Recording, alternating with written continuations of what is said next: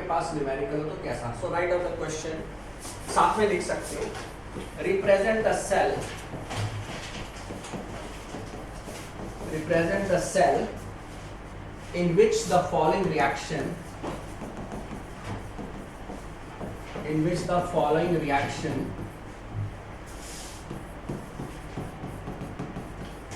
takes place. Fine. Reaction is Mg solid plus 2Ag positive and its concentration, which is 0.0001 molar, give rise to Mg2 positive, which is 0.13 molar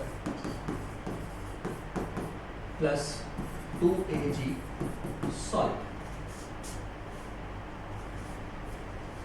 Full stop. Calculate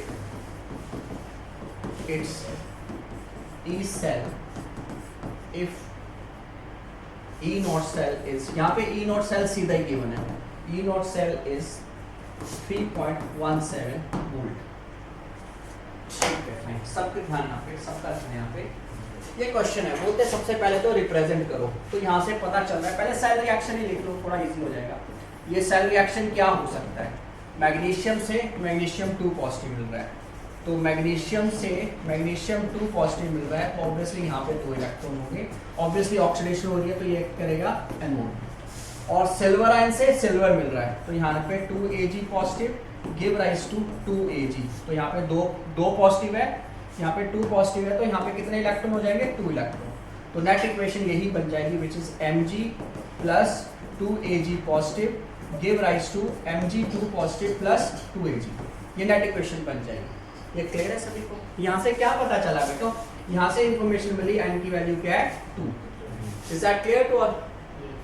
n की value 2 यहाँ से हमें पता चल गया। अब cell की representation है, आपको पता चल रहा है ये एनोड है और ये क्या एक्ट कर रहा है, कैथोड। तो हम लिखेंगे सेल रिप्रेजेंटेशन, जो हमें क्वेश्चन पूछा है सेल रिप्रेजेंटेशन, हम लिखेंगे magnesium solid slash Mg2 positive, क्योंकि Mg2 पॉजिटिव मिला तो ये यहाँ पे लिख दिया, और Mg2 पॉजिटिव कंसंट्रेशन कितनी है, 0.13 molar, 0.13 molar. Salt bridge Ag positive से क्या मिल रहा है, Ag, तो यहाँ पे लिख दिया 2Ag positive slash Ag in solid, और इसकी कंसंट्रेशन भी गिवन है 0.0001 मोलर। यहाँ तक समझ आ गया बेटा सबको? अब आपको पता चल गया ये एनोड है और ये कैथोड है, नंबर ऑफ इलेक्ट्रॉन।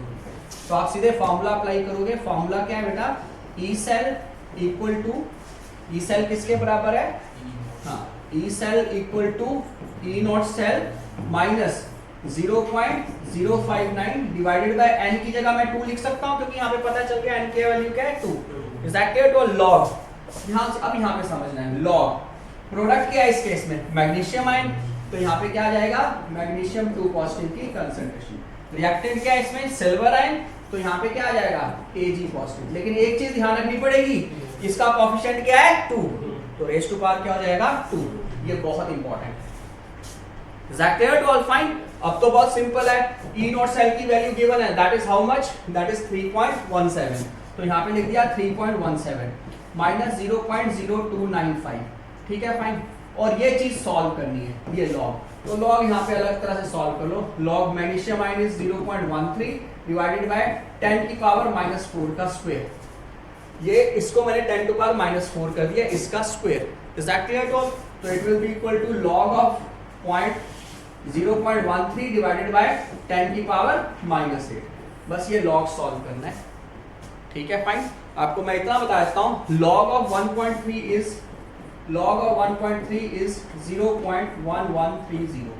बस ये log of 1.3 करना है तो यहीं पे चेंज कर सकते हैं। क्या कर सकते हैं, थोड़ा सा चेंज करना है। अगर log of 1.3 करना है ना, तो इसको हम क्या कर देंगे, 0.13 को लिख देंगे 1.3, और नीचे 10 टू पावर -8 की बजाय क्या हो जाएगा, 10 टू पावर -7, क्योंकि डिवाइडेड बाय 10 होगा ना, तो ये मल्टीप्लाई हो जाएगा 10 टू पावर -7। तो 1.3 की तो वैल्यू गिवन है, log of 1.3, 10 टू पावर -7 आप सॉल्व कर लो। समझ आ गया सबको? क्लियर है सभी को? ये सॉल्व करो, इसका आंसर बताना है। एक क्वेश्चन मैं दूंगा आपको सॉल्व करने को, इसको करो। कोई डाउट है तो पूछ लो।